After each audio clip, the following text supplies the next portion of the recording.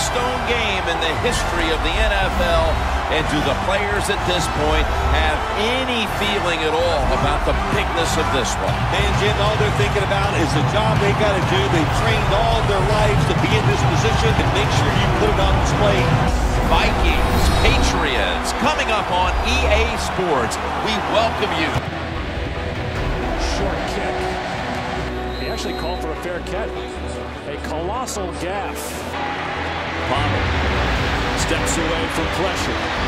Nothing there. Still time. Now throws a deep ball right side. Reception made. Can he stay on his feet? He does.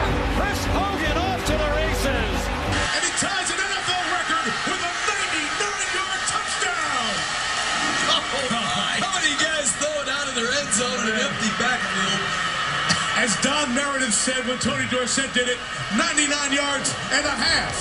Chris Hogan from Monmouth College with the biggest catch of his pro football career.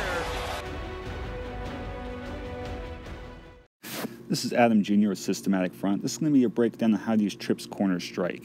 It really is better suited for LVL than head-to-head just because of the time it takes to develop, but I'm going to go ahead and start with how to use it against a 4-3 defense.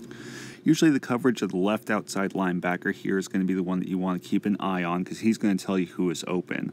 Here you see that he starts to backpedal once the ball is snapped, but he doesn't go back too far. So this is going to be a medium zone coverage. And in that case, wide receiver 1 is going to be your open man. If he continued to backpedal like he does here, then that's going to cover wide receiver 1 and you don't want to make that throw, but it will leave the slot receiver wide open underneath where you can dump the ball off instead. So that's a deep zone coverage. If he's in a man coverage, which you'll see here, where he runs straight towards the slot receiver is going to be covered, and then your two options are either going to be wide receiver 1 or wide receiver 2.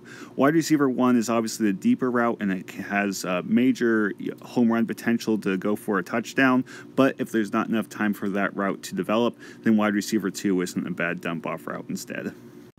If the left outside linebacker blitzes you instead, then it's a lot like the man coverage option where you have to decide between hitting wide receiver 1 or wide receiver 2 in that risk analysis. The big difference is that when you're blitzed, you'll very rarely have time for that wide receiver 1 route to develop, and you'll almost always just want to have to count on just dumping it off to wide receiver 2. So in that case, if you see the blitz, you're really better off just rolling to the left and planning on dumping off that throw. Also, don't call this play within the 15-yard line. As you can see here, if you do, there's not going to be enough room for the wide receiver 1 route to develop properly. Moving on to 3-4 defenses, you're still going to want to watch for the left outside linebacker, but he's going to be lined up closer to the line of scrimmage. The coverages are still going to play the same though. As you can see here, he's going to play a deep zone coverage, which covers wide receiver 1, but then leaves the slot receiver wide open underneath. Also, if the left outside linebacker plays a man coverage instead, you're still going to want to go ahead and look for either your wide receiver 1 or your wide receiver 2. Also, same as before, if the left outside linebacker or anyone else is blitzing, then you're going to probably want to dump it off to wide receiver 2. One thing that you'll always want to keep an eye on is hybrid coverages with those. So if you have the left outside linebacker in a deep zone, but then someone else is playing man coverage on the slot, then you're really in a bind and just have to make something work.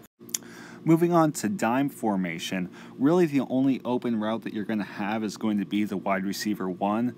And while this might seem limiting at first, it's really not that big of a deal because you're going to be seeing dime most often against 3rd and 4th and long. And in those cases, you probably want to throw the wide receiver 1 anyway. And so it really works out that he's going to be the one that's open. The final formation is going to be nickel, and nickel is also a pretty interesting one to play against. The counter formation for Trips Corner Strike is going to be nickel, but that doesn't mean that every single time that you see nickel, the play is countered. The problem there is that the play works extremely well when it's countered. You can complete the pass to the slot pretty much every time. However, against uncountered nickel, the slot is likely to be facing man coverage, and then you're going to be throwing an interception. Alternatively, if you're facing nickel and it's not countered, then it's going to be another instance where wide receiver 1 is going to be your primary read. So that's how I run trips corner strike. I hope it helps, and let me know what breakdown you would like to see next.